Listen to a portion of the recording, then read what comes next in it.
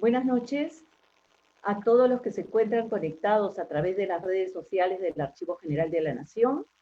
Les da la bienvenida Marlit Rodríguez Francia, jefa encargada del área de evaluación e implementación de normas archivísticas, de la Dirección de Desarrollo de Políticas Archivísticas del Archivo General de la Nación.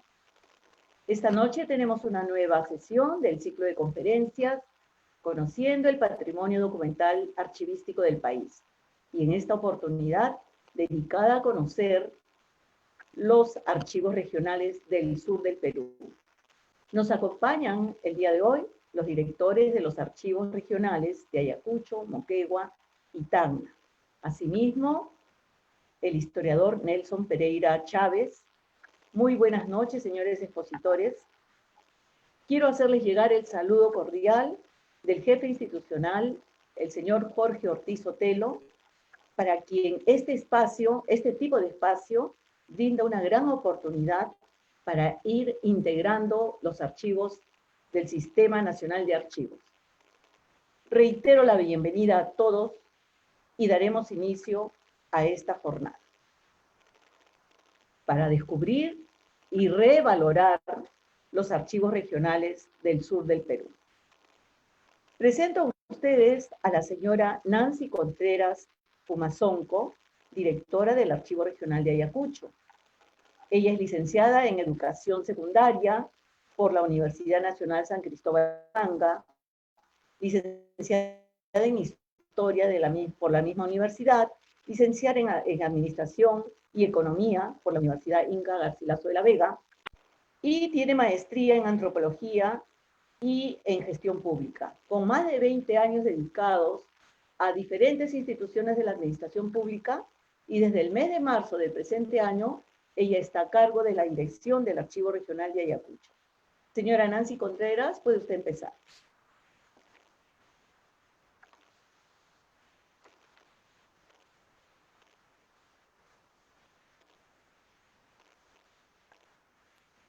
Me escuchan. Muy buenas noches, señora Marlit, agradeciendo sobre todo el pase que me da. En primer lugar, quiero agradecer al Archivo General de la Nación por organizar este evento tan importante denominado el ciclo de conferencias Conociendo el Patrimonio Documental Archivístico del Perú. Reciban el saludo de la vicegobernadora Gloria Falconi Zapata, quien actualmente está encargada del despacho de la gobernación debido a que el gobernador regional, el CPC, Carlos Rúa Carvajal, se encuentra delicado de salud en la ciudad de Lima. Rogamos a Dios que mejore por esta pandemia. Él ha sido prácticamente afectado, ¿no?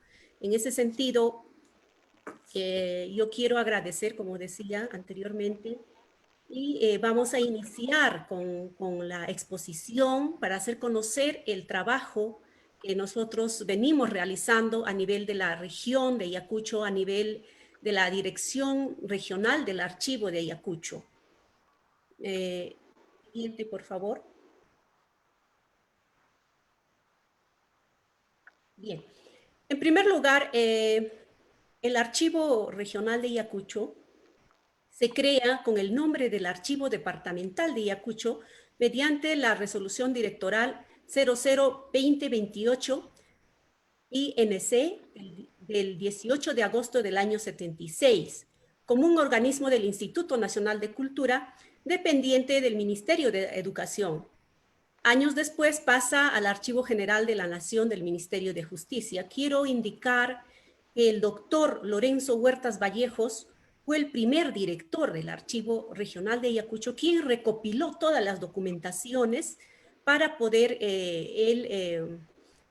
colocar en un lugar, en el repositorio que tenemos actualmente, porque estamos ocupando el local de la Dirección Desconcentrada de Cultura.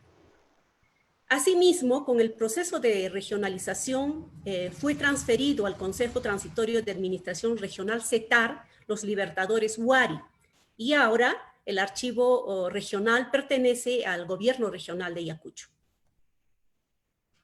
Siguiente.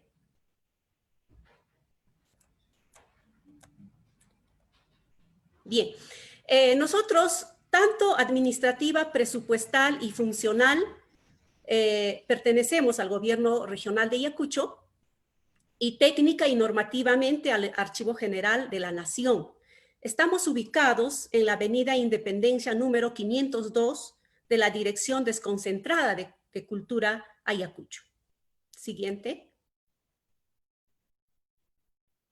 Asimismo, los servicios que ofrecemos es la calificación, búsqueda, exhibición, anotación, expedición de copias simples certificadas de los fondos documentales.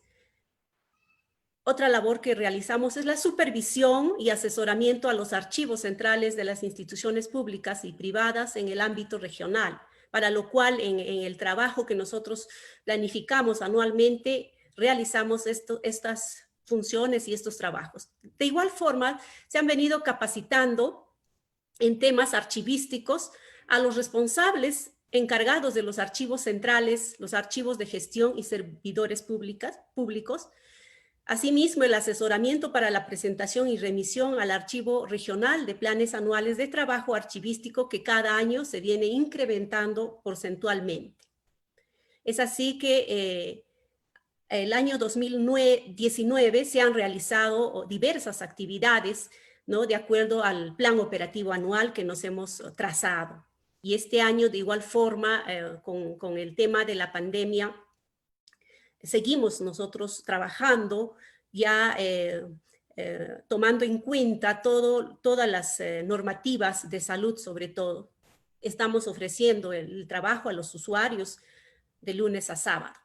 Siguiente. Asimismo, en las fechas importantes se hacen las exposiciones de los documentos históricos, en este caso en el aniversario, sobre todo de la institución del archivo regional, el 18 de agosto, ¿no? De igual forma, en lo que es, por ejemplo, el aniversario de la fundación de Huamanga, en la semana del 25 de abril. También se realizan visitas guiadas a los estudiantes universitarios del nivel secundario, primario, que acuden a conocer la importancia del legado histórico que está en nuestro archivo. Asimismo, la atención a los investigadores, tanto regionales, nacional e internacional, que acuden, generalmente historiadores, universitarios, en este caso estudiantes de la Facultad de Ciencias Sociales e Historia de nuestra primera casa de estudio, la Universidad Nacional San Cristóbal de Huamanga. Asimismo, actualmente se ha declarado en emergencia sanitaria, decíamos, por el COVID-19, y hemos implementado la atención a los usuarios mediante llamadas telefónicas, vía WhatsApp, correo electrónico, presencial, que estamos trabajando de lunes a sábado, de 8 a 1 de la tarde. Siguiente.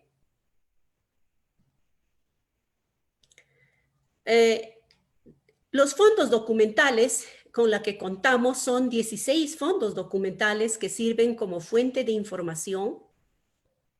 Cabildo de los años 1540 al año 1824, notarial de 1585 al 2004, corregimiento 1591 a 1790, intendencia de los años 1779 a 1824, juzgado de primera instancia 1825 a 1854, municipalidad del año 1833 al año 1970, tesorería fiscal 1839 a 1967 y Corte Superior de Justicia 1884 a 1984.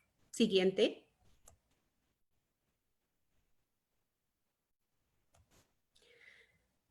El Juzgado de Tierras de 1847 a 1983, Prefectura de Ayacucho 1560 a 1970, Escribanía 1875 a 1977, Subprefectura de Huamanga 1885 a 1953, Subprefectura de Cangallo 1885 a 1953, y Registro Civil de 1911 a 1990, contribuciones 1917 a 1997, documentos de Corfa 1947 a 1981. como verán, son documentos que corresponden al siglo XVI hasta lo que es la actualidad, ¿no? Que se ha ido recogiendo, aún todavía falta por recoger, y están en las notarías, porque recogemos documentos a nivel de toda la región. Siguiente.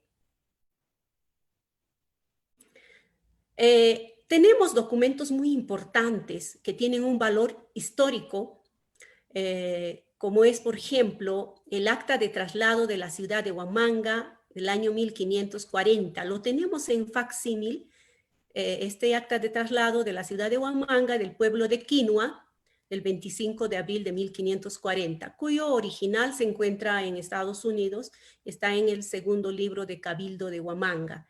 Es para nosotros tan importante la fundación de Huamanga en la época colonial, que se han asentado en Quinua de acuerdo a las investigaciones hechas por los historiadores, ¿no? Entonces, este acta para nosotros tiene un significado importantísimo. Sin embargo, está en Estados Unidos y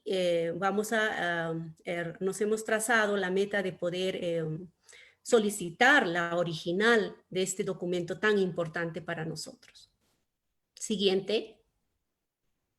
Asimismo, contamos con el acta de fundación de nuestra Universidad Nacional San Cristóbal de Huamanga, que fue fundada el 3 de julio de 1677 por el ilustrísimo obispo don Cristóbal Castilla y Zamora, obispo de Huamanga, ¿no? Que está el protocolo notarial del escribano Francisco Blanco de Casasúa. Quiero manifestar que la Universidad Nacional San Cristóbal de Huamanga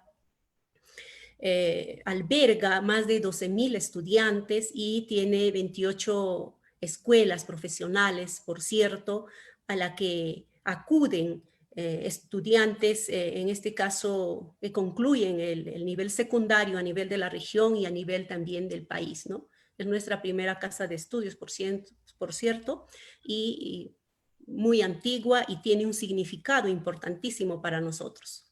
Siguiente. Asimismo, tenemos un documento importante que corresponde al siglo XIX, que es la división por manzanas a la ciudad de Huamanga del año 1862, y reza en este documento los nombres antiguos de las calles de nuestra ciudad, de la ciudad de Huamanga, ¿no? Está en el fondo de la municipalidad de Huamanga. Siguiente.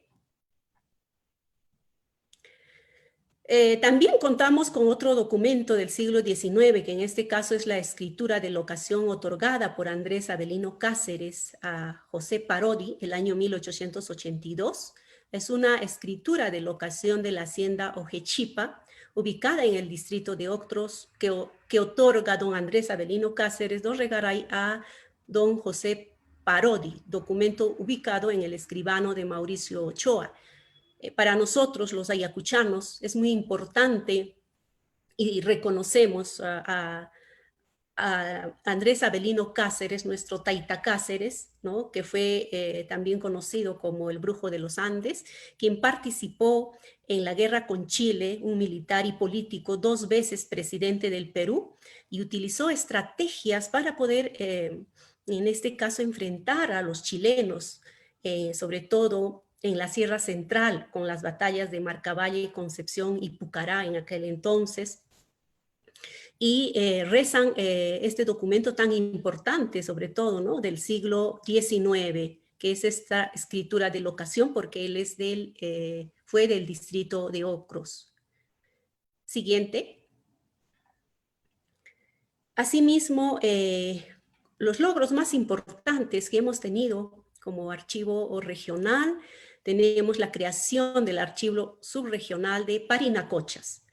Se crea el archivo subregional de Parinacochas con la finalidad de facilitar a los usuarios el acceso a los documentos, beneficiando a la población sureña, sobre todo de Parinacochas, Lucanas, Paucar de Sarazara.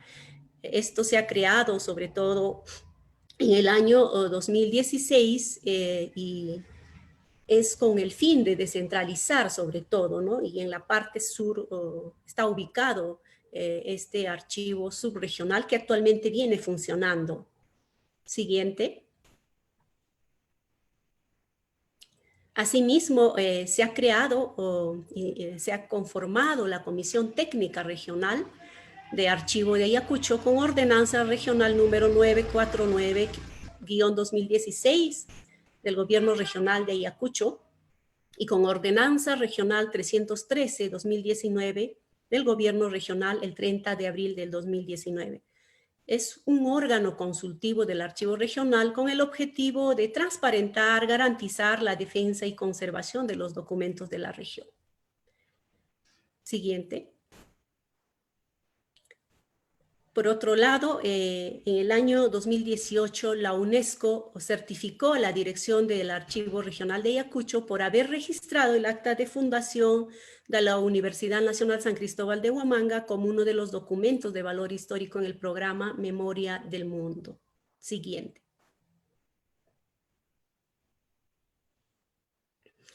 En cuanto al trabajo de digitalización de las actas civiles, mediante un convenio de cooperación suscrita entre el gobierno regional y Family Search International, se han digitalizado 694.580 actas de nacimiento, matrimonio y difunción desde el año 1911 a 1999. Actualmente se viene trabajando con esta digitalización para, en cierta forma, tampoco, para no maltratar los documentos y poder conservar, porque a veces con las lecturas que se va dando, muchas veces se maltratan los documentos, ¿no? Siguiente. En cuanto al fortalecimiento de la capacidad en archivística, son las capacitaciones que se vienen realizando de acuerdo al plan de trabajo anual en las diferentes instituciones, sobre todo públicas, las municipalidades a las que se acude y se capacita al personal en el adecuado manejo de los documentos que producen en su entidad. Siguiente.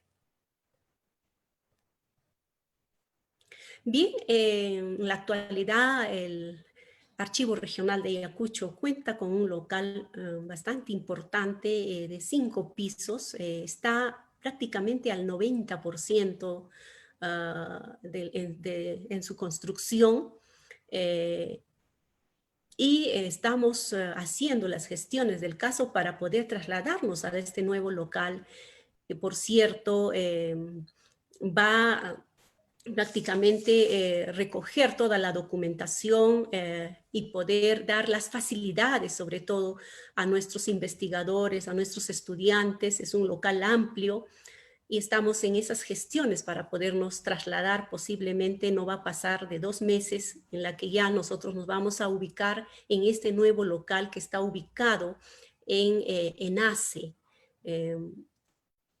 Y sería todo por hoy, de acuerdo a mi participación. Muchas gracias.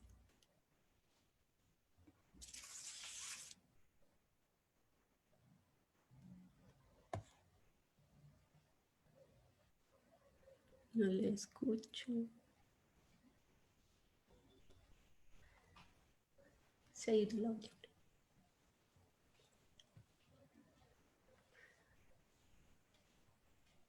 No, la señora lo ha apagado su audio, creo.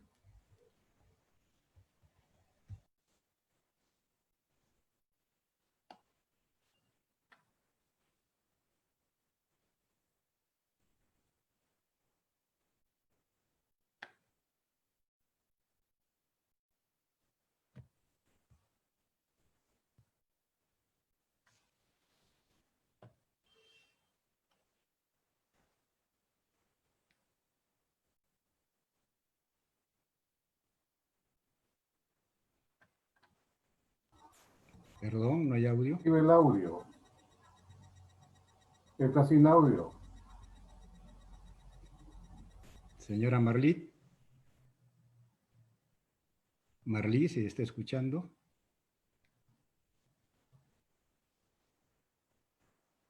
Doña Marlí. Hola. Mil disculpas, no sé hasta dónde escucharon. Sí lo encendí, pero creo que se volvió a apagar. decía que muy gratificante saber de todo el avance y el progreso que va teniendo el Archivo Regional de Ayacucho. Saber que también ha habido una gran preocupación por registrar como memoria del mundo el acta de fundación de la Universidad San Cristóbal de Huamanga. Y ver ese local maravilloso, lo conocí cuando se puso la primera piedra, y verlo ya así construido, en realidad da esperanzas de que pronto todo ese acervo documental riquísimo pueda ser utilizado y pueda ser puesto en servicio para todos los usuarios, para los ciudadanos, para los investigadores.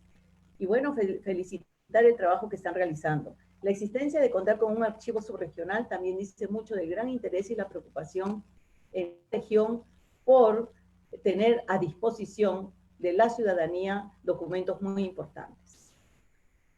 Bueno, ahora vamos a dejar en uso de la palabra al señor Gustavo Valcárcel Salas, director del Archivo Regional de Moquegua. Él es ingeniero por la Universidad Nacional Mayor de San Marcos. Hace 30 años que investiga la historia de Moquegua en archivos y bibliotecas. Sobre el tema ha dado charlas, ha publicado artículos y libros. Ha sido director del Instituto Nacional de Cultura de Moquegua y desde el año 1919 se desempeña como director del Archivo Regional de Moquegua. Señor Valcárcel, puede usted empezar. Muchas gracias. Agradecemos a nuestro jefe institucional, doctor Jorge Ortiz, por su iniciativa, que a través de esta ventana virtual aproxima los archivos regionales a todo el país. De igual manera, le enviamos un afectuoso saludo al gobernador de Moquegua, profesor Zenón Cuevas, y le hacemos llegar nuestra voz de aliento, deseando su pronta recuperación. Siguiente, por favor.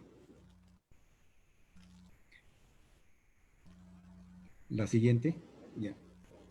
El Archivo Regional de Moquegua fue creado en 1976 y se instaló 8 años después. En los fondos notarial, judicial, colonial y público se resguardan los documentos de todo el ámbito departamental que van desde 1587 hasta el 2016. Hacen un total de 600 metros lineales de instrumentos. Además, cuenta con biblioteca, hemeroteca, fototeca, y dentro de los servicios que prestamos está dar testimonios, copias certificadas, transcripciones paleográficas. Asesoramos también a los diversos archivos de la región y buscamos estar siempre actualizados. Como nuestros registros se inician a las pocas décadas de la ocupación española, los más antiguos son particularmente consultados por historiadores como el doctor Choso Masuda, insigne peruanista de la Universidad de Tokio, que nos visitó hace más de 4 décadas. Él dijo que nuestro archivo está entre los más completos de esa época, que nos permite conocer las relaciones prehispánicas entre la costa y el altiplano que aún se practicaban en esos años, como lo han estudiado también el doctor Franklin Pease, Pedro Guibovich, Luis Miguel Glave, entre otros, que han publicado sobre este tema.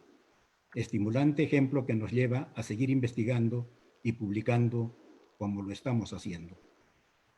La nuestra no es la tarea árida de resguardar y acumular viejos expedientes. Protegemos y defendemos lo que en ellos está escrito, nuestra historia, contada por sus propios protagonistas, que en algunos casos es desconocida o está distorsionada. Los invito a revisar algunos documentos que resguardamos en nuestro archivo y a través de ellos hacer una visita a la historia de Moquegua, de la región, del país. Siguiente, por favor. Vemos la imagen de un documento relacionado a la fundación de Moquegua. Esto merita una breve explicación, encontrada en el mismo archivo. En el siglo XVI, en el Valle de Moquegua se formaron 2 pueblos de españoles, Escapagua y Moquegua, separados por un pequeño río escaso de aguas las más veces del año, que era el límite entre la audiencia de Lima y la de Charcas. De modo que el pueblo de Escapagua dependía de Lima y el de Moquegua de Charcas. En la imagen vemos la escritura de 1611, por la que los vecinos de ambos pueblos deciden unirse en Moquegua, piden la fundación de la villa y su deseo de adscribirse a Lima. no tardaron en surgir discrepancias. Entonces, cada uno pide ser la sede de la villa a fundarse, a donde debía trasladarse el otro. Después de 7 años de pleitos, en 1618 el pueblo de Escapagua se eleva como villa de San Francisco de Esquilache por el virrey Francisco de Borja y Aragón, príncipe de Esquilache. Los moqueguanos se negaron a trasladarse y pidieron se respete el convenio de 1611, el que les estamos mostrando. Continuaron los pleitos varios años más. Finalmente, en 1625, el nuevo virrey, Diego Fernández de Córdoba, marqués de Guadalcázar, dispone la fundación de la villa de Santa Catalina de Guadalcázar de Moquegua. Pasó a depender de la Audiencia de Lima ante la protesta de las autoridades de Charcas.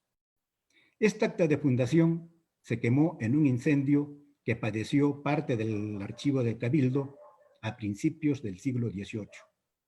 Como las causas de este pintoresco pleito se apelaban una y otra vez, fatigando a los jueces de Arequipa, Lima y España, en los archivos de estas ciudades hemos encontrado valiosa información y esperamos ubicar la tan buscada acta de fundación española de la villa de Moquegua. Siguiente, por favor. El cultivo de la vid y la consiguiente producción de vino pasó a ser la actividad económica más importante. Vino que por su calidad se comercializaba con ventaja en los pueblos altoandinos. El apogeo de la industria del vino se expresa en la fundación de templos, como apreciamos en los documentos que se muestran en la imagen, que tratan de la donación de terrenos que en 1652 hacen los fieles creyentes para que se construya la iglesia de Santo Domingo. Era el segundo templo en Moquegua. Siguiente, por favor. Esta generosidad que caracterizó a la sociedad de este templo, de este tiempo, en 1708, José Hurtado de Chagoyen dona su casa en la villa de Moquegua, su hacienda, con viñedo y bodega, con el fin de fundar un colegio jesuita, en el que también se educaron la juventud de Tacna, Arica y Tarapacá. Siguiente, por favor.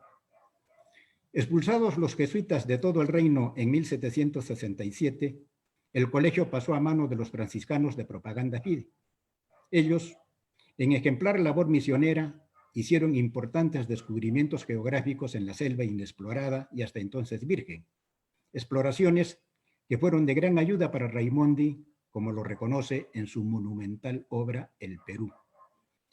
A la hora de definir los límites con Bolivia, el archivo del colegio fue una de las pruebas que nuestro país alcanzó para demostrar que Madre de Dios fue descubierta y civilizada desde el Perú, es decir, desde Moquegua. Razón por la que el archivo del colegio se encuentra en el Ministerio de Relaciones Exteriores, sección Límites con Bolivia, de donde, gracias al historiador Rafael Sánchez Concha y al embajador José García Belaúnde, hemos obtenido una copia que enriquece nuestros repositorios. En la imagen se está mostrando la primera página de este libro becerro de nuestro colegio. Sobre las bases de este antiguo colegio, Simón Bolívar fundó el plantel que hoy en día lleva su nombre. Siguiente, por favor. Otra de las manifestaciones solidarias de los hacendados viñateros es la fundación del hospital en 1731. En el documento se muestra esa fundación. Hospital que funcionó hasta 1967, cuando se construye el Hospital del Ministerio de Salud. Siguiente, por favor. En nuestro archivo podemos seguir las huellas de Juan Vélez de Córdoba, Salgado y Araujo, el moqueguano que con su conocido Memorial de Agravios protestó ante la injusta explotación. Él encabezó la Conjura de Oruro en 1739. Allá a la izquierda vemos un documento sobre Juan Vélez de Córdoba. Y a la derecha, el acta sobre Tupac Amaru, cuya formidable rebelión, conservamos este documento muy valioso que nos muestra lo convulsionada que estuvo entonces la villa de Moquegua. Documento que lo estamos trabajando para ser prontamente publicado. Siguiente, por favor. Las primeras décadas del siglo XIX se caracterizaron por las luchas de la independencia, que tuvieron como desgraciado escenario la ciudad de Moquegua, donde se llevaron a cabo las dos campañas a puertos intermedios de tan funestos resultados para el país y para la ciudad.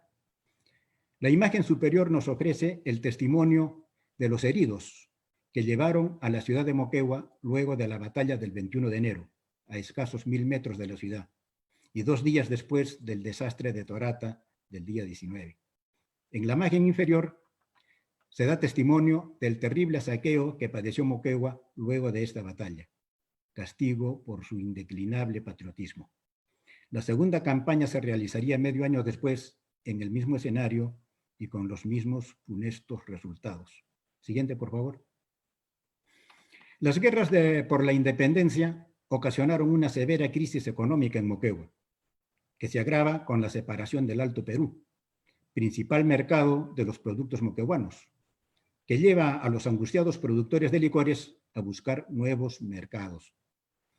En la escritura que se muestra, en 1849, los hacendados locales, contagiados con la fiebre del oro del lejano oeste, formaron una compañía para llevar su aguardiente a California. En este documento que les estamos mostrando, precisan que lo producían a 22 grados. Entonces se usaba la escala Cartier. La siguiente, por favor. Vemos que los 22 grados Cartier en la escala de la derecha, que está remarcada con línea roja, equivalen a poco más de 55 grados Gay-Lussac, o porcentaje de volumen, como se observa con la flecha que está a la izquierda. La única manera de beber un destilado con este alto grado alcohólico es diluyéndolo con agua. Con este documento demostramos que esta práctica es una antigua costumbre pisquera, tradición que hoy continúa en Moquegua y que debe respetarse. La siguiente, por favor. La ciudad de Moquegua, como todas las ciudades, tiene su personalidad arquitectónica. En documentos del archivo encontramos que el estilo de los conocidos techos de mojinete datan de principios del siglo XVIII en Moquegua. En la figura vemos una de estas casas típicas, cuya historia la hemos desentrañado en los expedientes de nuestro archivo. Fue su propietario en el siglo XVIII, Mariano Esteban de la Llosa, que después de ser alcalde de Moquegua fue fundador de la Corte Superior de Arequipa y en 1828 presidente del Congreso Constituyente. En 1842, en esta casa, nació su nieta, Mercedes Cabello de Carbonera, quien sería la primera novelista del Perú. Aquí, en esta misma casa, en 1866, el sabio Antonio Raimondi se alojó cuando visitó nuestra ciudad. Gracias a la información que nos brinda el archivo, devolvemos a las casas y calles de la histórica ciudad el alma y el espíritu que alguna vez tuvieron. La siguiente, por favor. El más grande investigador y conocedor de nuestro archivo, la siguiente figura, por favor. El más grande historiador, digo, ha sido el cura y vicario Juan Antonio Montenegro y Ubaldi, fallecido en 1854. Nos dejó una docena de manuscritos inéditos que salieron de Moquegua. Afortunadamente, la mayor parte de ellos fueron a dar a la Biblioteca Nacional, de donde hemos recuperado 5 de ellos en formato digital. En conjunto, los 5 manuscritos hacen 1800 folios, es decir, 3600 páginas, donde está la historia que recogió Montenegro y Ubaldi, sustentada en los documentos del archivo. Actualmente estamos gestionando su reproducción. Siguiente, por favor. Estando próximos a la conmemoración del Bicentenario de la Independencia Nacional, el año pasado hemos iniciado la publicación de la colección Bicentenario Moquegua, con los 2 libros que se están mostrando. El Mariscal Nieto y la Iniciación Republicana del doctor Félix de Negri Luna. Domingo Nieto es el símbolo de Moquegua para este bicentenario, por razones evidentes. Y el otro libro, Contribuciones a la historia del sur peruano, del joven historiador Pedro Peralta y doña Teresa Cañedo Argüelles, que es el índice del 4º libro notarial. Hoy tenemos listo para ser publicado un nuevo índice notarial, así como también el primer número de la revista del archivo. Igualmente, tenemos preparados documentos sobre Mariano Lino Urquieta, cuyo centenario de fallecimiento se conmemora el 14 de agosto. Siguiente, por favor. Todo este invalorable patrimonio de la cultura moquegüana y nacional se resguarda en estos dos locales, tan inapropiado para estos fines el uno como el otro.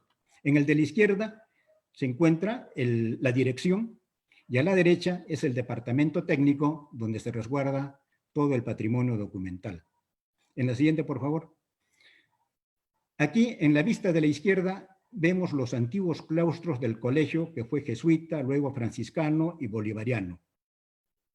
En la otra imagen, la de la derecha, se percibe apenas lo que fue la fachada de este antiguo colegio y con mayor claridad vemos el frontis de lo que fue el templo del colegio, destruido por el cataclismo de 1868 y que terminó por arruinarse con el terremoto de 1948. Esa foto es anterior al terremoto. Hoy en día es una losa deportiva, pero hace medio siglo fue destinado para un local cultural. Ese es el espacio que hemos escogido para construir el moderno archivo de Moquegua. El expediente que contempla la digitalización de los documentos está en marcha. Muchísimas gracias.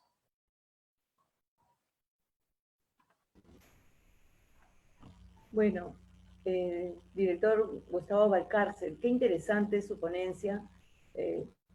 Yo he disfrutado el relato que nos hace de la historia de Moquegua, mostrando unos documentos fidedignos. Y cómo me alegra saber de la producción del pisco. Y como usted dice, no debe variar su producción porque ahí están las fuentes que lo demuestran. Pisco de calidad. Pero también qué interesante saber que ustedes cuentan con documentos de fondos especiales, que son un apoyo también para la investigación.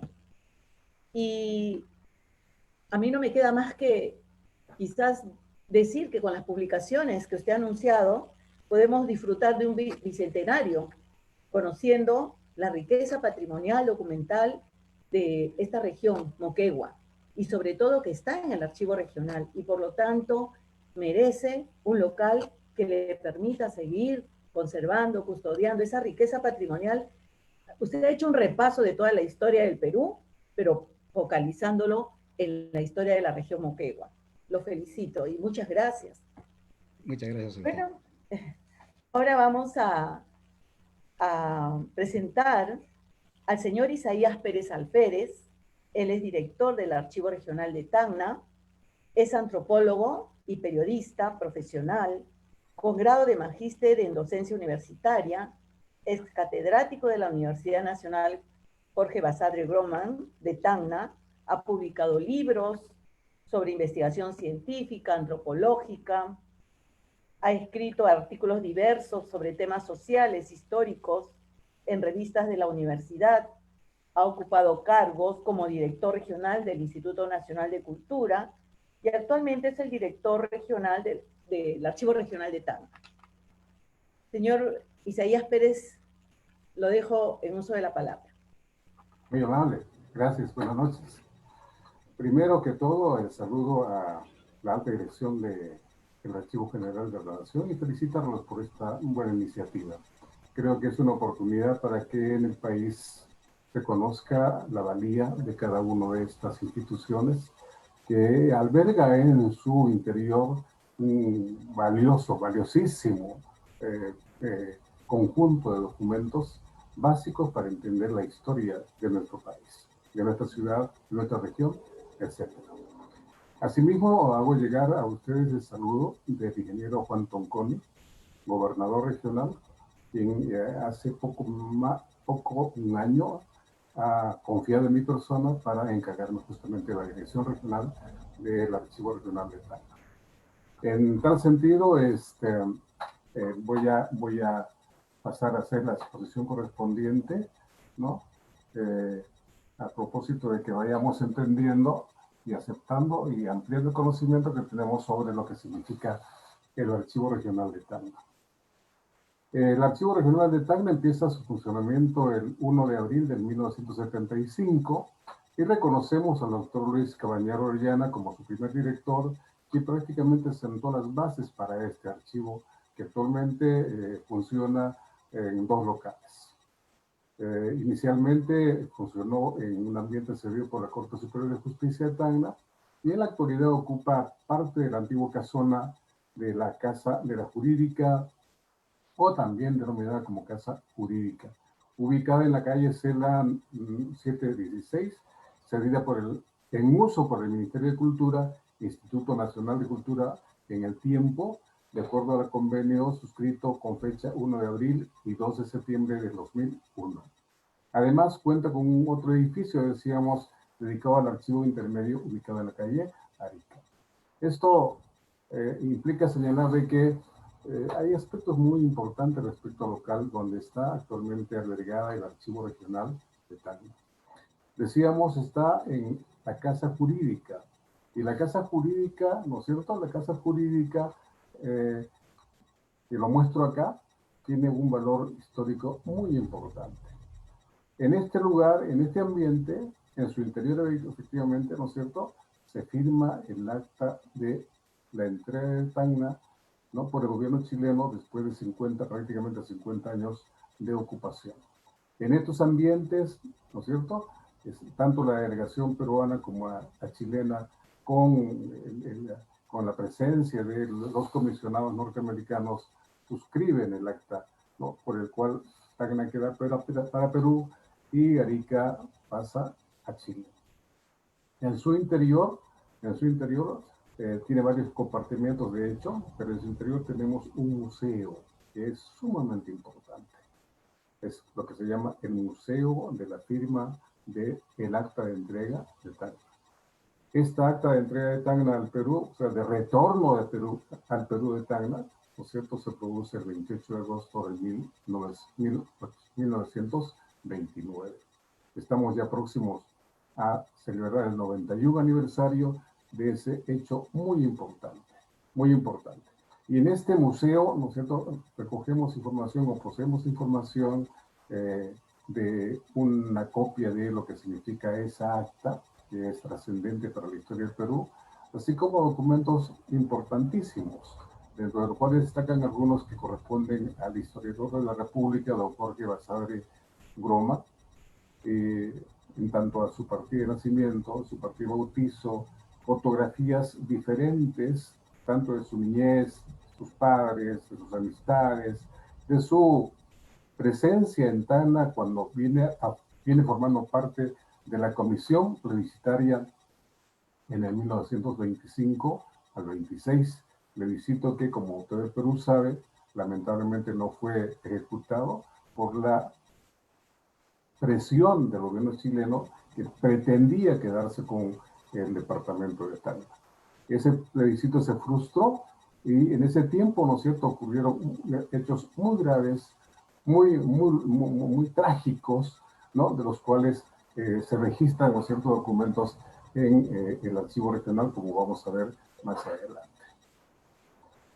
El archivo regional de Tacna tiene una estructura, ¿no? Tiene una dirección y cuenta para el aspecto técnico, ¿no es cierto?, con una comisión regional de archivos que fundamentalmente tiene que ver con el proceso de depuración, ¿no es cierto?, de los archivos que deben pasar a formar parte del patrimonio documental de la región. Cuenta con una oficina técnica administrativa y tiene 2 órganos de línea: el archivo histórico y el archivo intermedio. Voy a entrar un poco a hablar sobre el archivo histórico. En el archivo histórico, que funciona en la Casa de la Jurídica, como decíamos anteriormente, tenemos diferentes fondos, ¿no? Los hemos centralizado prácticamente en 3 tipos de fondos: el Fondo Histórico Colonial, el Fondo Histórico Republicano y el Fondo Especial. En el Fondo Colonial contamos con series sobre corregimiento y partido, sobre cabildo, sobre juzgado eclesiástico, sobre el aspecto notarial. Documentos que van desde el año del 1642, ¿no es cierto?, hasta fines del siglo pasado. Y además contamos con un fondo histórico republicano, subdividido en 15 series, ¿no es cierto?, que comprenden informaciones, documentos que vienen desde 1825, ¿no es cierto?, hasta la guerra con Chile.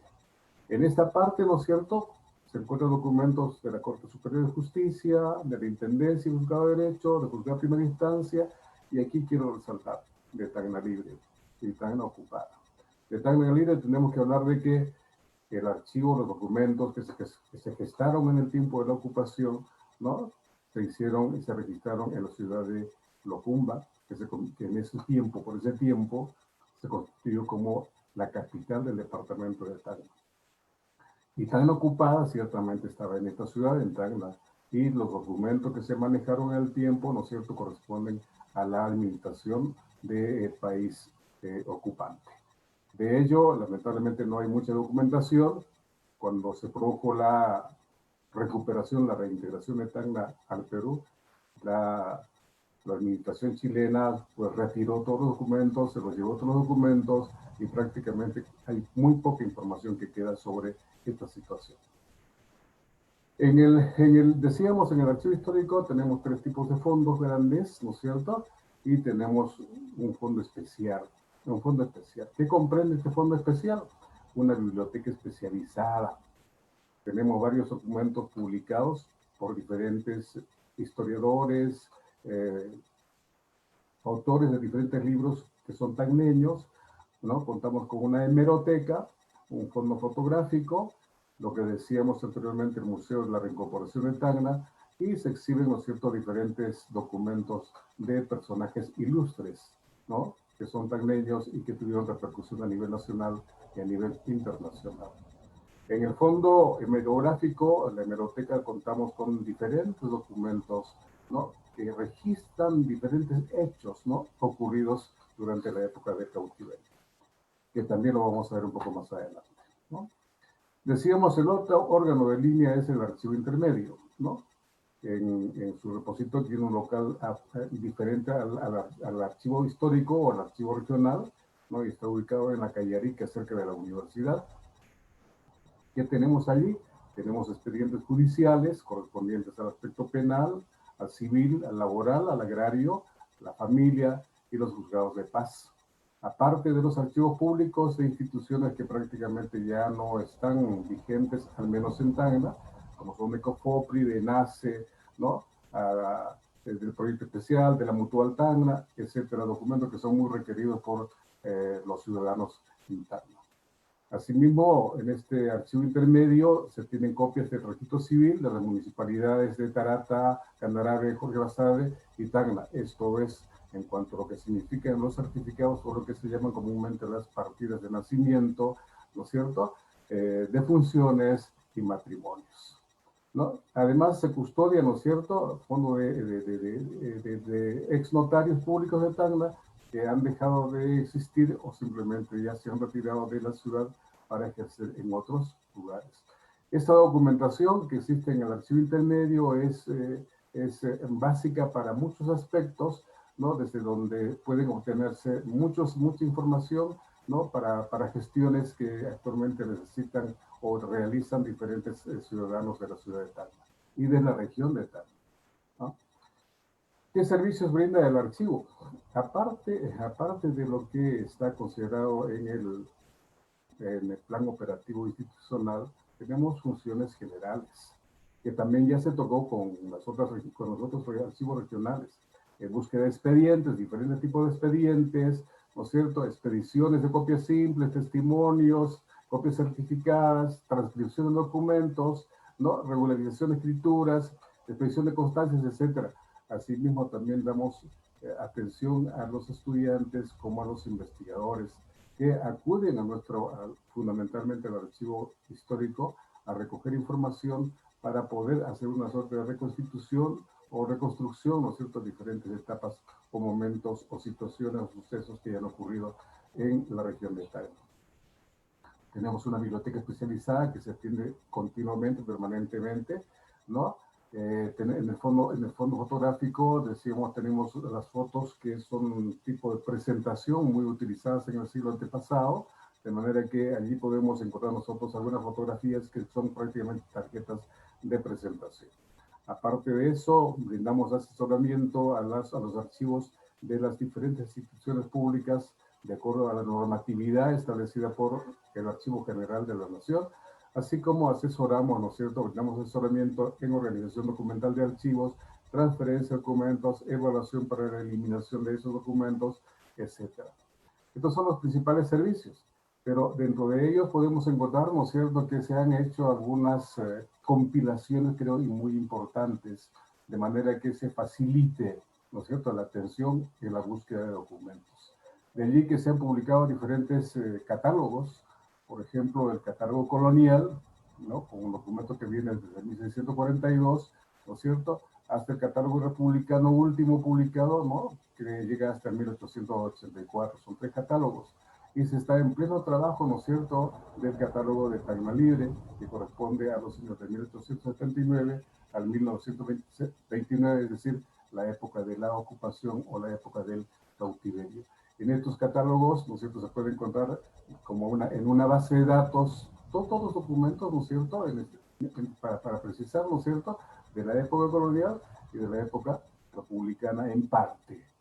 No está completo, se está en un trabajo constante para lograr, ¿no es cierto?, de que se pueda cubrir, ¿no es cierto?, este tipo de información que facilite, ¿no?, que facilite la búsqueda, ¿no es cierto?, de documentos que necesitan los historiadores, como decimos, para reconstruir o entender el pasado nuestro, ¿no? Por otro lado, ¿no es cierto?, vale la pena resaltar, creo, algunos documentos que son también, yo creo, importantes para entender la vida en el Valle de Tacna.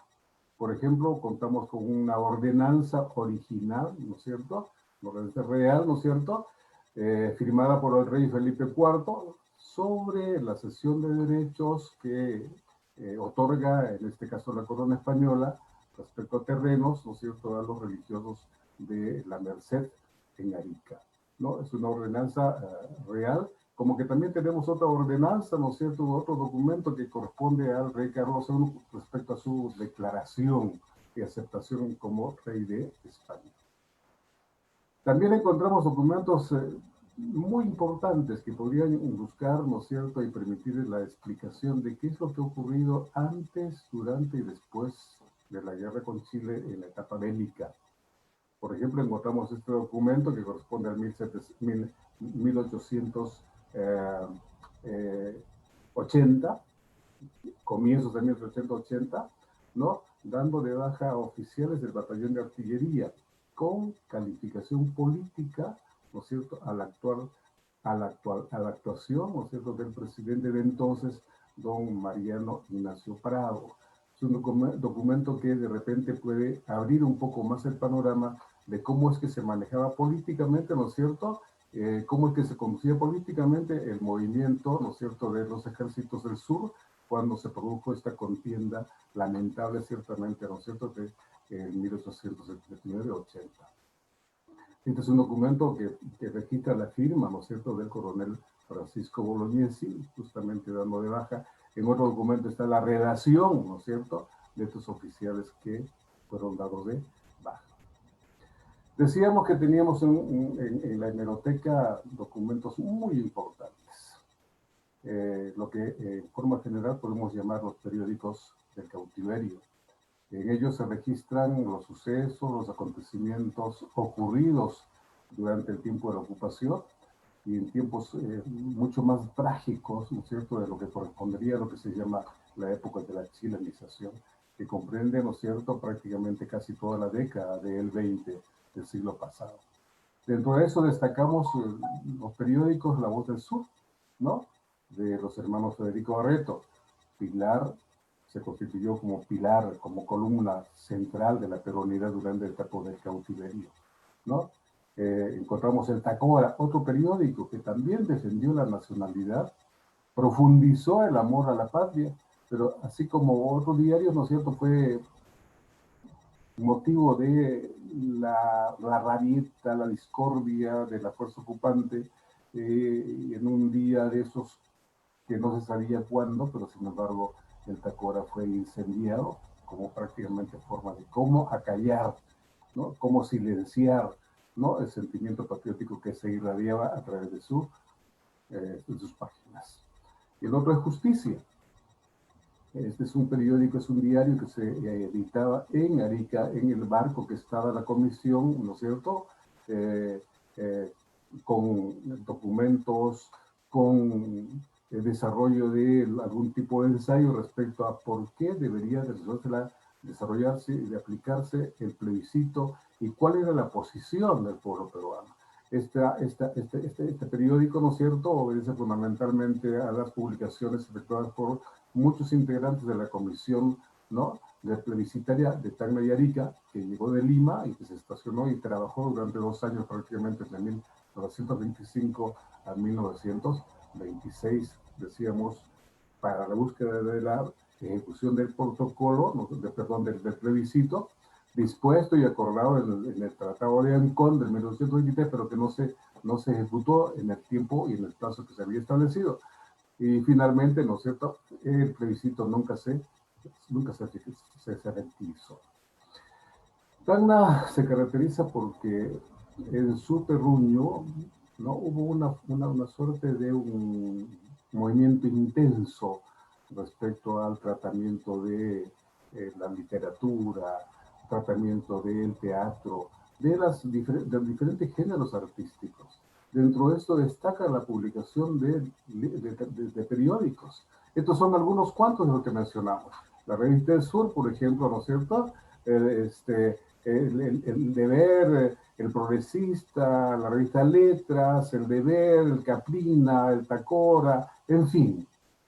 Aparte de esto, hay muchos otros diarios que contamos en la hemeroteca del archivo regional. Son documentos, como decimos, muy requeridos, ¿no es cierto? En gran parte estos están digitalizados, pero siempre muchos historiadores prefieren la fuente directa, la fuente objetiva, y lamentablemente no podemos, ¿no es cierto?, sino que otorgarles con el riesgo de que estos se vayan deteriorando. Por eso es que estamos un tanto apurando, ¿no es cierto?, el proceso de la digitalización de estos valiosos documentos que registran, ¿no es cierto?, y reflejan, ¿no es cierto?, y retratan, ¿no?, aquello que ha venido ocurriendo fundamentalmente en la época del cautiverio. Todo ello está guardado, decíamos, en dos ambientes, el archivo regional, donde funciona el archivo histórico en la calle Cela, y el archivo intermedio que funciona en la calle Arica.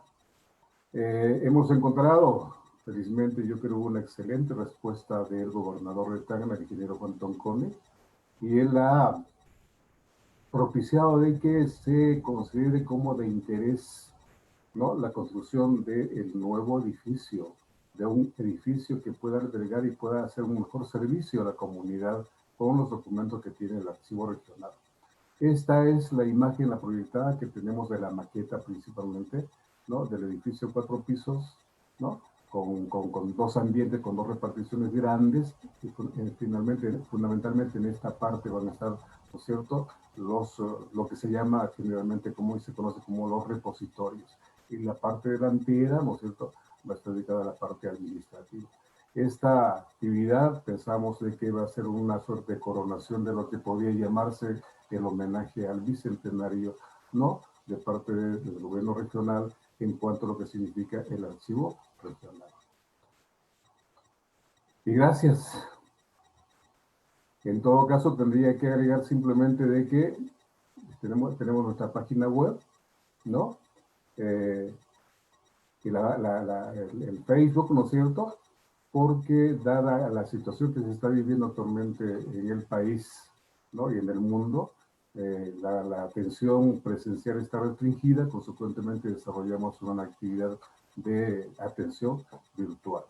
Y estamos para atenderlos, para servirlos. Muy amables, gracias.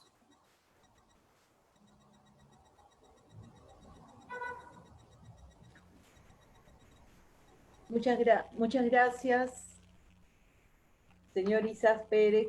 En realidad, Tacna se merece un local para su archivo regional.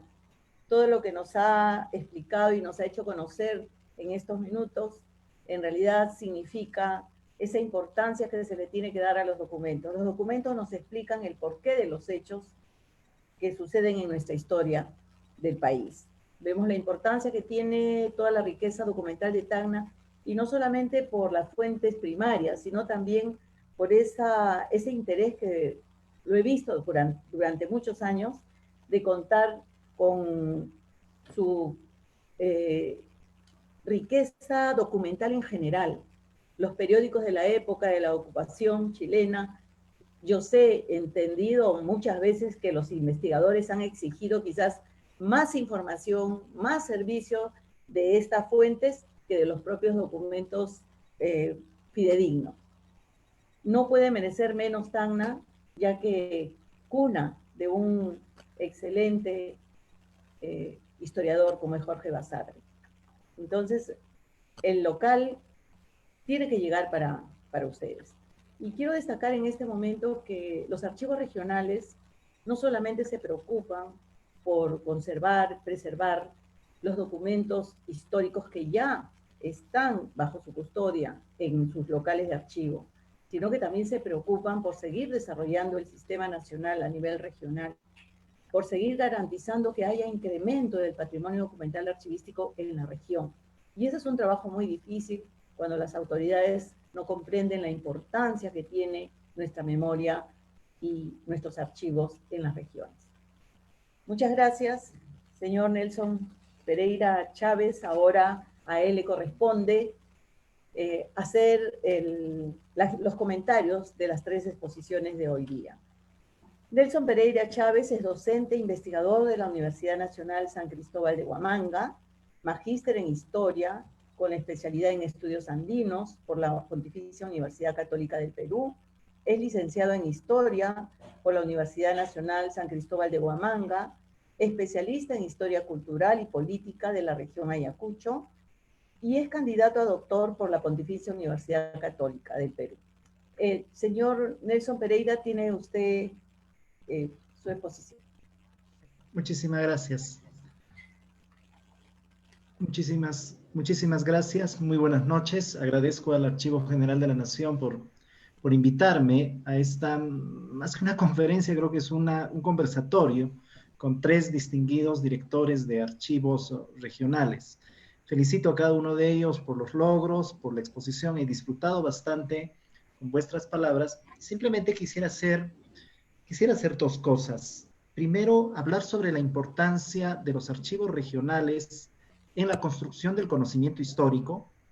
Y en segundo lugar, la importancia de los servicios de los archivos regionales hacia la comunidad, hacia la sociedad, hacia la ciudadanía. Básicamente a partir de mi experiencia en el Archivo Regional de Ayacucho, donde he investigado durante más de 20 años. Producto de esas investigaciones son 4 tesis que he sacado a lo largo de estos 20 años. La última tesis es la tesis de doctorado, donde trato de estudiar la relación entre las poblaciones campesinas de Ayacucho del siglo XIX y el Estado republicano en construcción luego de la independencia y en un contexto de guerras caudillistas, de anarquía, utilizando básicamente los fondos de la sección notarial y los fondos de la sección judicial, los expedientes judiciales, que involucran a poblaciones campesinas o a poblaciones indígenas de la región de Ayacucho. He trabajado también durante breves temporadas en el Archivo General de la Nación, tanto en la sección colonial, que queda en el edificio del ex Correo, al costado del Palacio de Gobierno, como también en la sección republicana, que queda en el sótano de la Corte Suprema de Justicia de la Nación.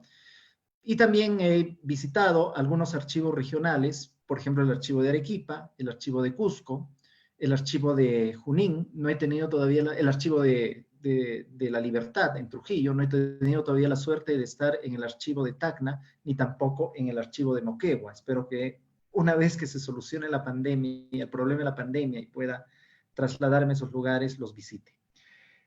¿Por qué son importantes los archivos regionales? Porque permiten la construcción de una historia regional. Y en un país como el Perú, que es diverso, que es pluricultural, donde hay varias regiones configuradas históricamente y básicamente sobre la base de ciertos circuitos mercantiles, de ciertos circuitos comerciales que vienen desde tiempos no tan lejanos como el siglo XIX o desde tiempos tan lejanos como el siglo XVIII o el siglo XVII e incluso la segunda mitad del siglo XVI.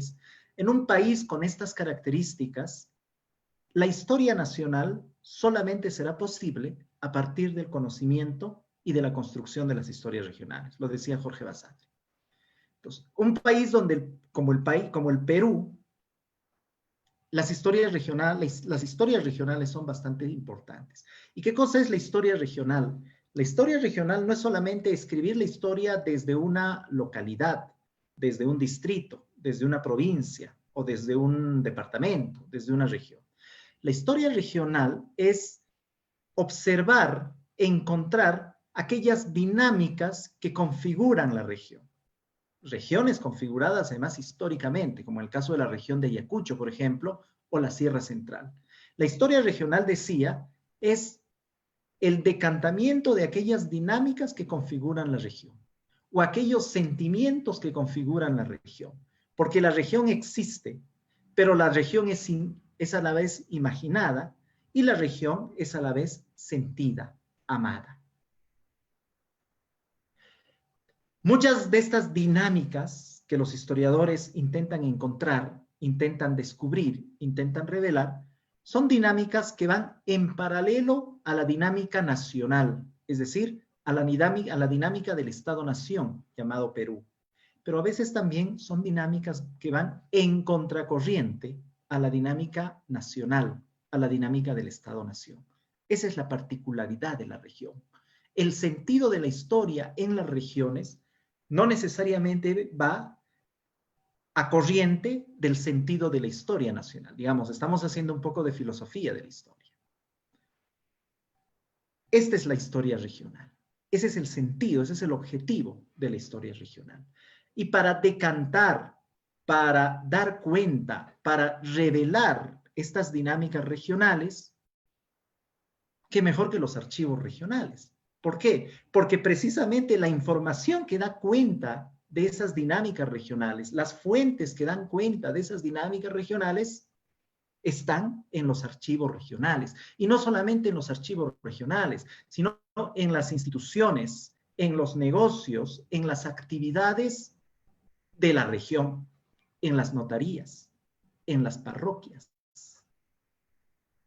en algunas empresas o en algunas negociaciones. Digamos, estoy pensando, por ejemplo, en esta empresa de transportes entre Lomas y Lima, a fines del siglo XIX, inicios del siglo XX, cuyo fondo documental le permitió al antropólogo Rodrigo Montoya reconstruir el circuito comercial que desde el siglo XIX y durante gran parte del siglo XX, circuito comercial que da sentido a un espacio microrregional dentro de la región de Huamanga, que es el espacio Coracora, Puquio, Lomas, Nazca.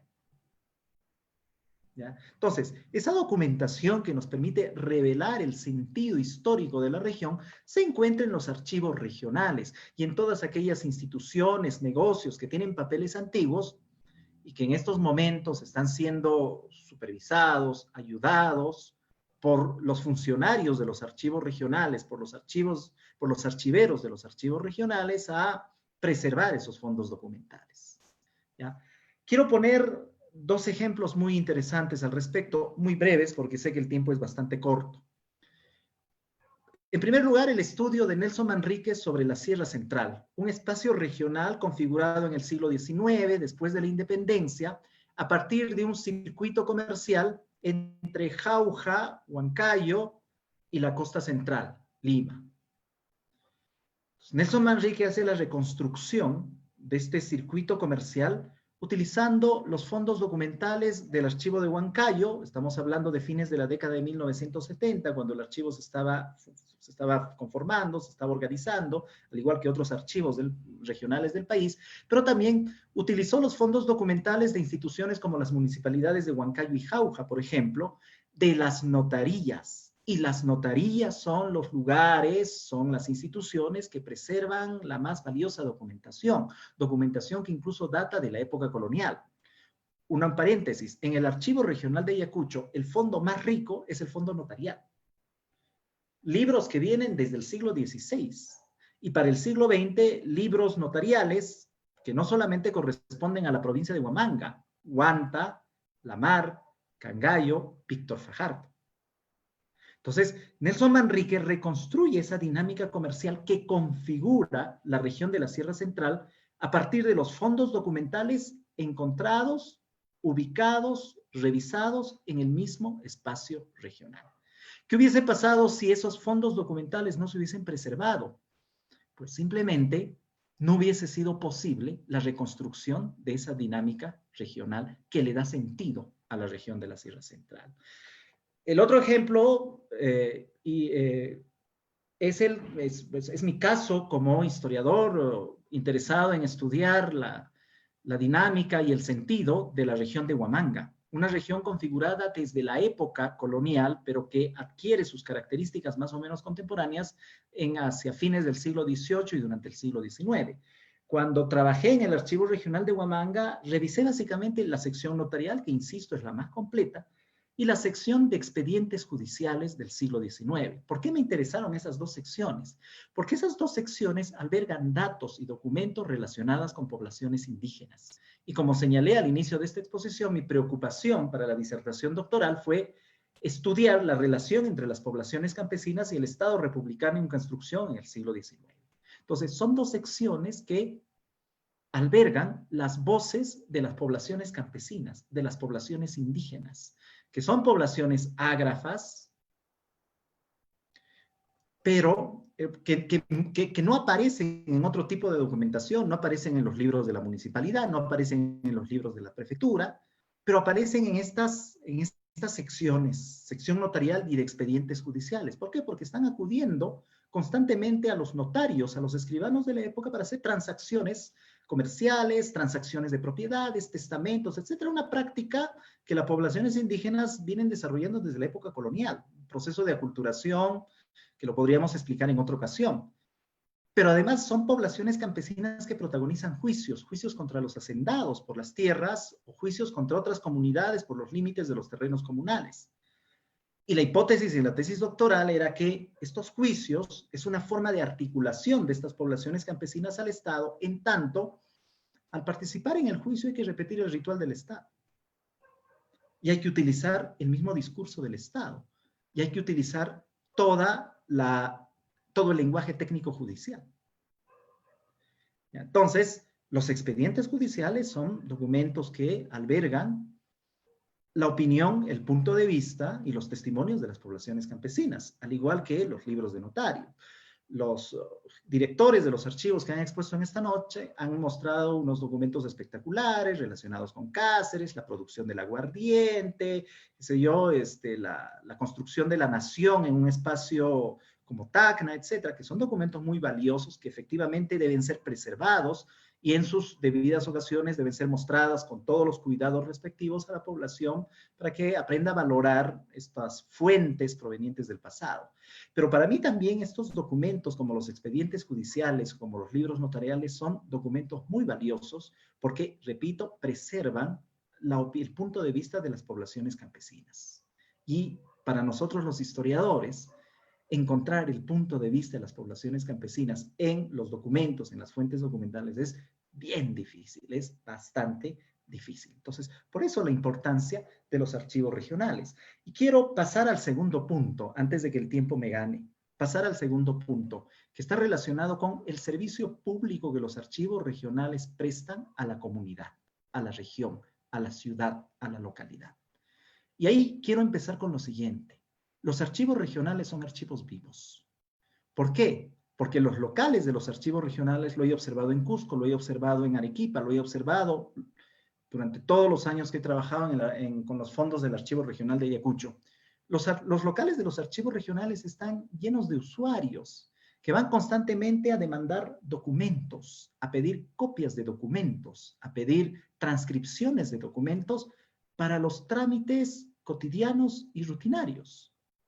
En Ayacucho he observado a pobladores, ciudadanos, vecinos, incluso amigos, familiares, que van constantemente al archivo a solicitar la copia de un testamento, de un documento de compra-venta, de un documento de cesión, a solicitar la copia de una partida de nacimiento. He visto a poblaciones campesinas provenientes de provincias tan lejanas de Ayacucho como La Mar o de distritos tan lejanos de Ayacucho como Chongui, acudir al local del archivo regional a solicitar una copia de una partida de nacimiento. En tanto, el archivo intermedio del ARAI preserva las copias de las partidas de nacimiento de aquellas municipalidades que durante la época de la violencia terrorista fueron destruidas y su documentación incendiada. ¿Para qué? Para diferentes trámites. Para diferentes trámites ante las instancias de la administración pública. Y ese es algo valioso. Ese es algo muy, muy valioso. Y por eso es que los archivos regionales son archivos vivos. Porque atienden en estos trámites. Porque ayudan a la ciudadanía con estos trámites administrativos que son ordinarios, pero son bastante importantes. La preservación de una propiedad, la preservación de una herencia, la construcción de una identidad personal. Entonces, por ahí que los archivos regionales son bastante valiosos y son archivos vivos. A los archivos regionales no solamente van los investigadores, locales, nacionales, extranjeros, la gente común y corriente, los pobladores sencillos, común y corriente en el buen sentido de la palabra, los pobladores sencillos, preocupados por hacer un trámite administrativo, por preservar una propiedad, por preservar el derecho, por preservar una identidad. Quisiera culminar con un par de reflexiones finales. Uno, es importante que los archivos regionales también se descentralicen. Digamos, los archivos regionales están funcionando principalmente en las cabezas de región. Utilicemos el lenguaje de la época colonial, o en los capitales de las circunscripciones regionales, ¿no? El archivo regional de Ayacucho en Ayacucho, el archivo de Moquegua en Moquegua, el de Tacna en Tacna, etcétera, etcétera. Pero es importante también crear, pienso yo, filiales de los archivos en las provincias. ¿Para qué? Para preservar la documentación de las provincias. En el caso del Archivo Regional de Ayacucho hay una filial en la zona de Coracora. En la anterior administración regional se estaba viendo la posibilidad de abrir otra filial del Archivo Regional de Ayacucho en Huanta. Todavía no se ha concretado la idea. Sería interesante volver a trabajarla, volver a discutirla, volver a debatirla. Y así es importante que se vayan aperturando filiales en las provincias. ¿Para qué? Para preservar también la documentación de las provincias. En Huanta, por ejemplo, provincia ubicada al norte de Ayacucho, encontré una riquísima documentación en la parroquia, que data desde fines del siglo XIX, en la municipalidad. Ahí estaban los libros de la Municipalidad Provincial de Huanta desde fines del siglo XIX, en la beneficencia, en la subprefectura. Digamos, en la subprefectura de Huanta, el historiador Ponciano del Pino encontró los documentos remitidos por las comunidades altoandinas de Huanta en 1983 en los que deciden enfrentarse a los integrantes del grupo de Sendero Luminoso. En La Mar, en San Miguel, capital de la provincia de La Mar, otra provincia del norte de Ayacucho, encontré una documentación muy, muy buena en la sede de la subprefectura que databa de fines del siglo XIX. Perdón, de mediados del siglo XIX. Era la documentación más antigua que en provincias había visto. En Cangallo no pude ubicar. Siempre me pregunto, ¿dónde está la documentación de Puquio? Entonces, por ahí alguien me comentó que había sido transferida, especialmente los libros de notarios, habían sido transferidos al Archivo Regional de Ica. No pude hacer más indagaciones al respecto. Pero en las provincias tenemos, además de la documentación que he citado, documentación de notarios. Y hay que evitar que esa documentación se pierda.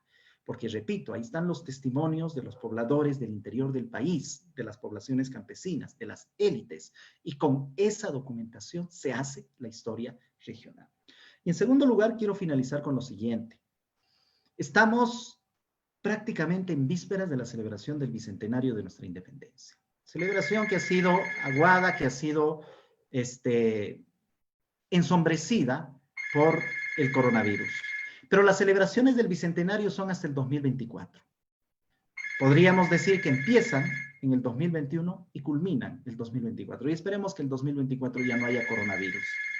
Sería interesante que estos proyectos de construcción de los archivos regionales estén finalizados para el 2024.